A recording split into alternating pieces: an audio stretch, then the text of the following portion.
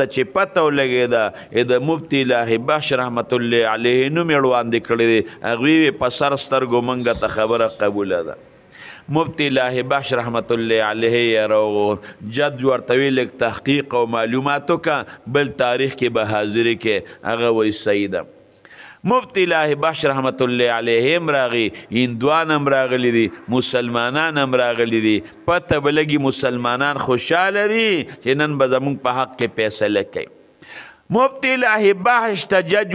وی تا نه تپوس کوم پلاټ د هندو دی که پلاټ د مسلمان دی مفتی الهي بخش ورته وی چې ما نه تپوس کې او ما ګواه جوړی نو که زه دا ګوی وکم زما دا ګوی به دوی مني هندوانو وی په سر سترګو مسلمانانو وی په سر سترګو ستا فیصله شهادت منګه ته منظور مفتی الهي بخش رحمت الله علیه ورته وی پلاټ چې کوم هندو په دعوه کړی دا د هغه پلاټ دی دا د مسلمان نه دی جج ورته وی که دوی په مندر جوړی اختیار شته ورته وی جج صاحب مالک هندو دی هغه مالک دی زه دا نه ویم چې مندر دی په جوړ کې خو یو شی د یو سړي په ملکیت کې دی په مندر جوړی جومات جوړی کور جوړی دکان جوړی هغې سره چا سویمه ده یو سړی د یو شي مالک شو اختیار د هغه دی چې هغه پیسه جوړی هغه پې جوړولی شي هغې هندوی پلاټ زما شو وی بلکل ستا شو جج ورته وی بس مفتی الهي بس فیصله وکړه وی که زه پې مندر جوړوم اعتراض خو به نی مسلمانان وی چې ته مالک شوې بس زمونږ مسلمان ستا نوم اخیستی دی ته پیسه جوړی هغه پې جوړوه هندوان یو طرف ته کېناستل وی جي فیصله جج ته وی ته اوس کوه جج عجیبه فیصله وکړه وی دی وخت کې مسلمانانو بیله او هندوانو ګټله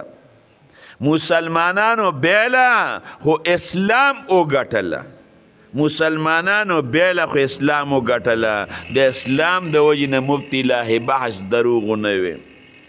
هندوانو په حق کې فیصله شوه هندوان وی جج صاحب صبر وکړه من خپل مابین کې مشوره کوو خپل مابین کې کېناستل یو بل ته وی ګوره دا دین حق دین دی حق مسلمانان او مندر جوړولو ته تیار که دا اسلام حق نه وي مفتی الهي بخش به زمونږ د پاره د پلاټ ګوی نه کوله پته ولګېده چې دا یو حق دین دی هلکه ټول په د اسلام کې داخلېږو نه ټول هندوانو یې ولې نه هم هغې د جج په هغې ځای کې په عدالت کې ټول هندوان رالل متفقه ته ورباندې کلمه د شهادت وي ټول مسلمانان شو او وی اوس په دې پلاټ باندې موږ جومات جوړو مندر به پرې نه جوړو دا د څه د وجې نه دا د اسلام د وجې نه او دا د مسلمانۍ د وجې نه ان الدین عند الله الاسلام